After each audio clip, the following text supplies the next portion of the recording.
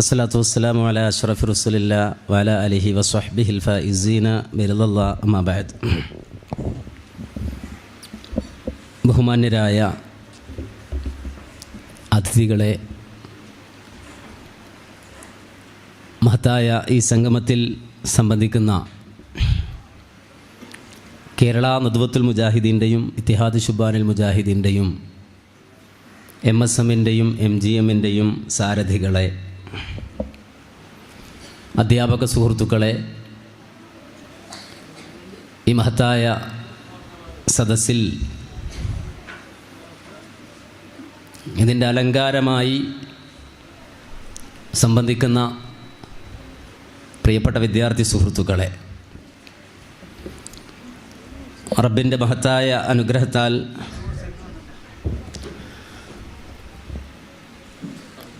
1968 മുതൽ ഇങ്ങോട്ട് ഈ നാടിൻ്റെ വിളക്കായി പ്രകാശമായി നിലനിൽക്കുന്ന മഹത്തായ സ്ഥാപനമാണ് ബുസ്താനുൽ ഉലൂം. 56 വർഷങ്ങൾ ഒരു നാടിൻ്റെ മിടിപ്പിനൊപ്പം സഞ്ചരിച്ച ഒരു വലിയ സ്ഥാപനമാണ് ബുസ്താനുൽ ഉലൂം.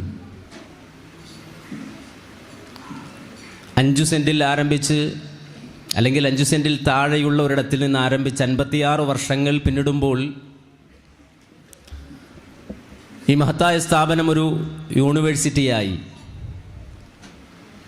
പരിവർത്തിപ്പിക്കപ്പെട്ടിരിക്കുന്നു.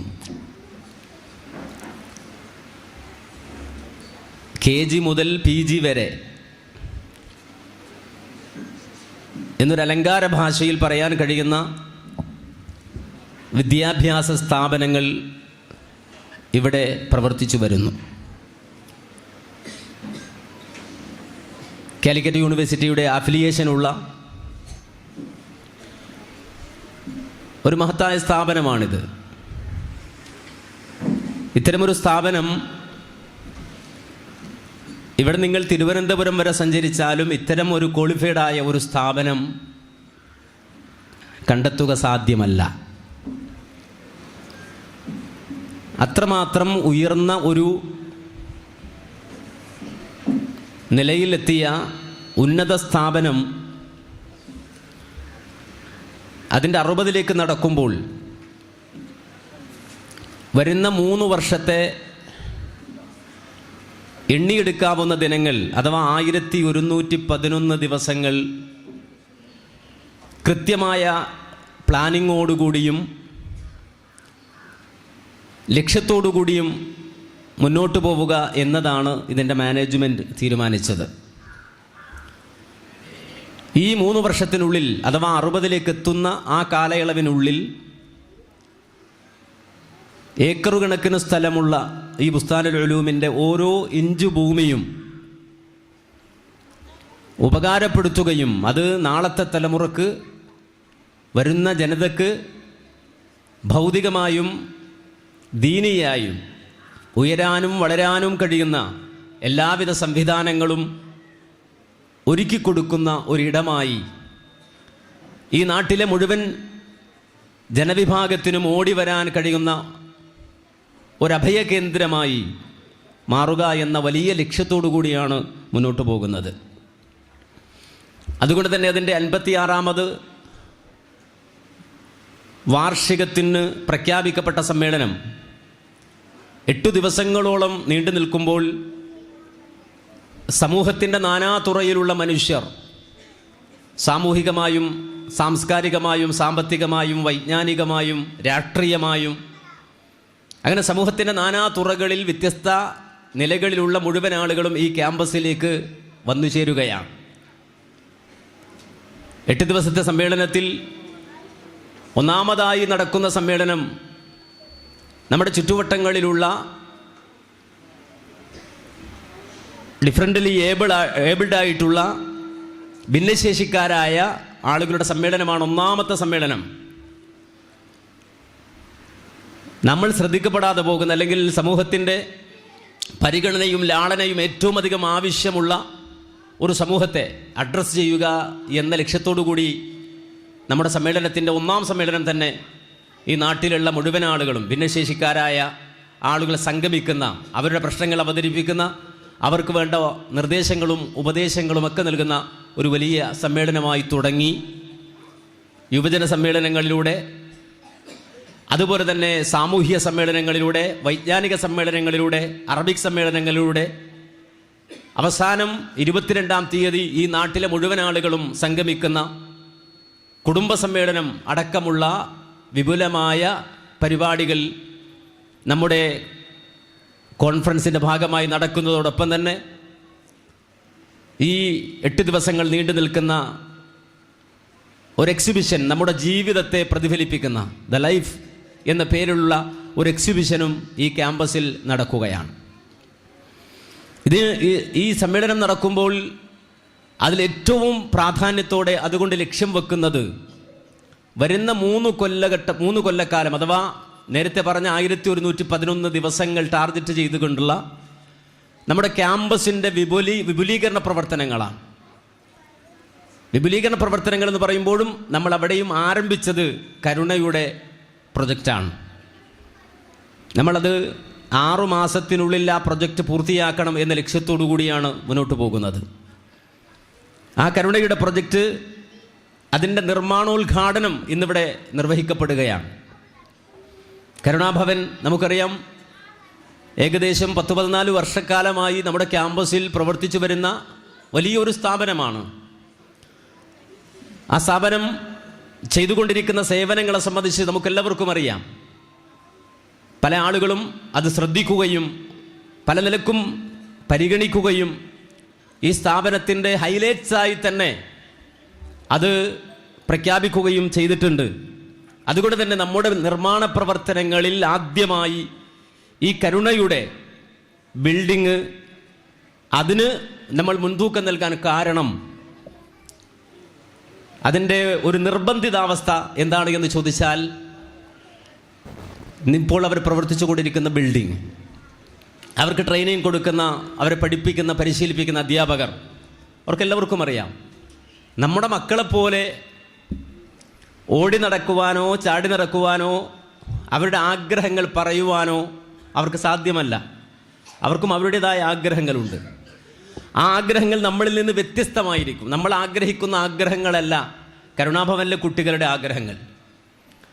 അവരുടെ ആവശ്യങ്ങൾ അറിഞ്ഞു പറയാനും അവർക്ക് പ്രയാസമാണ്. നമ്മുടെ മക്കൾക്ക് ടോയ്ലറ്റിൽ പോകണം എന്ന് പറയാൻ, അല്ലെങ്കിൽ അവർക്ക് അങ്ങനെ ആവശ്യം വന്നാൽ അവർ നമ്മളോട് പറയും, എനിക്കൊന്ന് ടോയ്ലറ്റിൽ പോകണം. നമ്മുടെ ക്ലാസ്സുകളിൽ പഠിക്കുന്ന കുട്ടികളാണെങ്കിൽ അത് നമ്മളോട് പറയും. പക്ഷെ അതുപോലും തുറന്നു പറയാൻ കഴിയാത്ത തരത്തിലുള്ള മക്കൾ അക്കൂട്ടത്തിലുണ്ട്. പലപ്പോഴും അവർ അവരുടെ അത്തരം പ്രാഥമിക ആവശ്യങ്ങൾ നിർവഹിക്കുന്നത് ക്ലാസ് റൂമിലായിരിക്കും. നമ്മളെപ്പോലെ ദഹന പ്രക്രിയകൾ കൃത്യമായി നടക്കാത്ത കുട്ടികളുണ്ടാവും. അവർ വൊമിറ്റ് ചെയ്യുന്നത് ക്ലാസ് റൂമിൽ തന്നെ ആയിരിക്കും. സ്വാഭാവികമായും പിന്നെ ആ ക്ലാസ് റൂമിൽ അവർക്ക് പഠിക്കുക, മറ്റുള്ള കുട്ടികൾക്കിരുന്ന് പഠിക്കുക എന്നുള്ളത് പ്രയാസകരമാണ്. അതുകൊണ്ട് തന്നെ അവർക്ക് കംഫർട്ടായ ഒരു ക്യാമ്പസിൽ അവരെ പഠിപ്പിച്ച് അവരുടെ ആവശ്യങ്ങൾ നിറവേറ്റി കൊടുക്കുക എന്നത് നമ്മുടെ അവരുമായുള്ള ഇടപഴക്കത്തിലൂടെ നമ്മൾ അനുഭവിച്ച് മനസ്സിലാക്കിയ ഒരു യാഥാർത്ഥ്യമാണ് എന്നുള്ളത് കൊണ്ട് മറ്റു എല്ലാ ആവശ്യങ്ങളെക്കാൾ ഉപരിയായി ആദ്യത്തെ ആവശ്യം നമ്മുടെ കരുണയുടെ മക്കളുടെ ആവശ്യം നിറവേറ്റി കൊടുക്കുക എന്ന ഒരു തീരുമാനത്തിലാണ് കരുണ ഭവൻ സ്പെഷ്യൽ സ്കൂളിൻ്റെ അവർക്ക് കംഫർട്ടായ, അവർക്ക് ഫ്രണ്ട്ലി ആയ ഒരു ക്യാമ്പസ് തന്നെ രൂപീകരിക്കുന്നത്. ഇൻഷാ അല്ലാഹ് ഭാവിയിൽ അവർക്ക് വേണ്ടി നിർണ്ണയിക്കപ്പെട്ട ഒരുപാട് പ്രൊജക്റ്റുകളുണ്ട്. നമ്മുടെ മക്കൾക്ക് 10ാം ക്ലാസ് കഴിഞ്ഞാൽ ചിലപ്പോൾ പുറത്തു പോകാൻ കഴിയും. അവർക്ക് അവരുടേതായ വിദ്യാഭ്യാസവും അവരുടേതായ ജോലികളുമായി പുറത്തു പോകാൻ കഴിയും. പക്ഷേ നമുക്കറിയാം, ഈ കരുണ പോലുള്ള സ്പെഷ്യൽ സ്കൂളുകൾ നടത്തുന്ന ആളുകൾക്കറിയാം, ചിലപ്പോൾ 18 വയസ്സായാൽ പോലും നിങ്ങൾ പൊയ്ക്കൊള്ളുക എന്ന് പറഞ്ഞു വിടാൻ കഴിയാത്ത അത്രയും പ്രയാസകരമായ സാഹചര്യമുള്ള കുട്ടികളുണ്ട്. അപ്പോൾ അവർക്ക് അവരുടേതായ ഒരു തൊഴിലിടം നമുക്കുണ്ടാക്കി കൊടുക്കേണ്ടതുണ്ട്. വളർന്നു വരുന്ന ഈ മക്കൾക്ക് ഭാവിയിൽ അവർക്ക് ചെയ്യാൻ കഴിയുന്ന ഒരു ജോലി, അവർക്ക് ചെയ്യാൻ കഴിയുന്ന ഒരു വരുമാന മാർഗം ഉണ്ടാക്കി കൊടുക്കുക എന്നതുകൂടി നമ്മുടെ ബാധ്യതയാണ്. അല്ല നമ്മുടെ മക്കള് വിദ്യാഭ്യാസം നൽകി സർട്ടിഫിക്കറ്റ് കൊടുത്തു വിടുന്നത് പോലെ ഈ മക്കളെ, നമ്മുടെ കലാലയത്തിൽ വരുന്ന മക്കളെ പറഞ്ഞുവിടാൻ കഴിയാത്ത ഒരു സാഹചര്യം കൂടി നമ്മുടെ മുന്നിലുണ്ട്. ഇൻഷാ അല്ലാഹ് ഭാവി പ്രൊജക്റ്റുകളിൽ അത് കണ്ടിന്യൂ ചെയ്തു പോകുന്ന രൂപത്തിലുള്ള സംവിധാനങ്ങളെക്കുറിച്ചും അതിനാവശ്യമായ കാര്യങ്ങളെക്കുറിച്ചുമുള്ള ചർച്ചകളുണ്ട്. ഇൻഷാ അല്ലാഹ് ആദ്യപടി എന്ന നിലക്ക് അവർക്ക് പഠിക്കുവാൻ ആവശ്യമായ അവർക്ക് ഫ്രണ്ട്ലി ആയ ഒരു ക്യാമ്പസിൻ്റെ ഉദ്ഘാടനമാണ് ഇവിടെ നിർവഹിക്കപ്പെടുന്നത്.